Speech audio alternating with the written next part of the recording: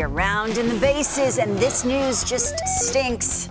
Drew Rasmussen pitched a gem last time out. Robert, you said it against the Yankees, and we learned he will be shut down for 2 months at least with a flexor strain. If all goes well, he will restart throwing in July for an August return. That's best case. It's a tough one. The void is so big, and he pitched so well. Add in. You said it, Robert. There was no oh, it was right there. That's what I don't get. Yeah. He lost velocity, something like that. Nothing. Add like in that. Jeffrey Springs. Yeah. Add in Tyler Glasnow setback. Yeah. And Tyler Glasnow's late May, early June. Nays, correct me if I'm wrong. The Rays starters throw the fewest amount of innings. Because They rely heavily on that bullpen. they always have. Yep. And I think they will continue to do that. I mean, certainly. I Rays aside, I want Drew Rasmussen to second fewest, to be healthy for Drew Rasmussen. This guy has grinded to get here. Yeah. 2 Tommy Johns, Oregon State, the whole skit. And now like, he's no, enjoying now success. he's getting his moment. Yes. Let him have it. Let him have it. So, Tyler Glasnow, by the way, had left side tightness, but the MRI was clean. So late May, early June. The Los Angeles Dodgers had plenty of good moments over the weekend as they sweep the San Diego Padres over the weekend at Dodger Stadium. They are 13-2 in their last 15 games. I don't know why. It was just a couple of weeks ago, topic bars and questions. Are the Dodgers vulnerable? But yet, Listen. how do they do it? It's amazing. the reason we said they were vulnerable is because they didn't do really anything in the offseason like they normally do, and it almost gave you that belief that they were backing everything down to make a run at Shohei Ohtani next year. That's what it perceived to be. They didn't even attempt to bring back Trey Turner. They were set on giving it to Gavin Lux, Vargas at second, letting Justin Turner walk, and let's see what happens. But it is just, like you said, a conveyor belt of talent. Arias is nasty. Dustin May is as nasty as anyone. Their bullpen's been on fire. Freddie Rays, Mookie's getting hot. No crying memes on the Jumbotron. The shame is either. the Padres. It's right at this mark. Did you hear me? What's that? There's no crying memes on the Jumbotron after they swept them over the weekend. San Diego needs to.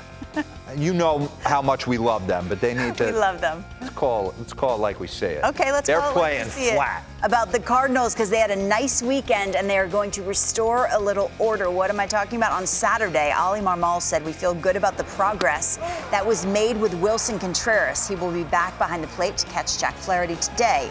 It's what they both want. Explain what's happening. I'm going to explain what I am taking from this entire thing after careful combing through some stuff. They were not happy with the way Willson prepared for his games. Whether that be Marmol, Mozeliak, the pitchers, the pitching coach, they were not happy. They were used to it running a certain way. They weren't getting that care. But he's never been that guy.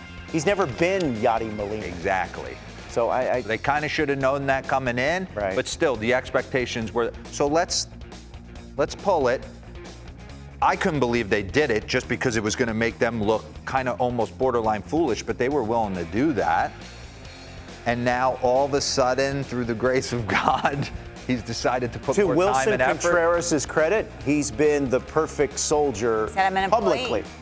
Publicly, he has put on the brave face. So we'll have to see. I just always look at like David Ross was a catcher with him, won a World Series with him. I watched him go work his craft, and there was no effort for them to keep him. So St. Louis, I thought, jumped the gun. $87.5 million, bring him in. He's got to catch for you now. And Jack Flaherty seems to love throwing to him because he threw to him while everyone else was gone for the WBC. So they have a nice rapport. Over the weekend, Zack Greinke with a bit of history for the Kansas City Royals. He becomes the 5th player in history to strike out 1,000 different batters. That strikeout right there, Joey Weimer, it was high. It wasn't a strike. It wasn't in the zone. But Zack Greinke has been an excellent, excellent pitcher. I think he's a Hall of Famer. Oh, Robert. And there he is. Absolutely. Nays was telling me his ERA plus, Mike Mussina's was 1.23. Zack Greinke, 1.22. He should go into the Hall of Fame for being one of the quirkier. Yeah.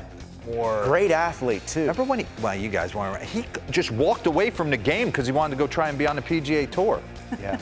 Then he came back. Then he was Cy Young all over. But he is one of the most interesting men to ever put on a uniform. Remember he sat in crisscross applesauce while they fixed the mound, and then during the pandemic he was in the stands. He was in the stands. I didn't remember the crisscross applesauce. Why don't I remember that? Yeah, we'll bring it back. We'll dig that up. That's a walk-off. Check that out. For the walk-off. He's reinvented himself. He's deep into the draft. He helps them draft. I'm in on Zack Greinke. Yeah, me too.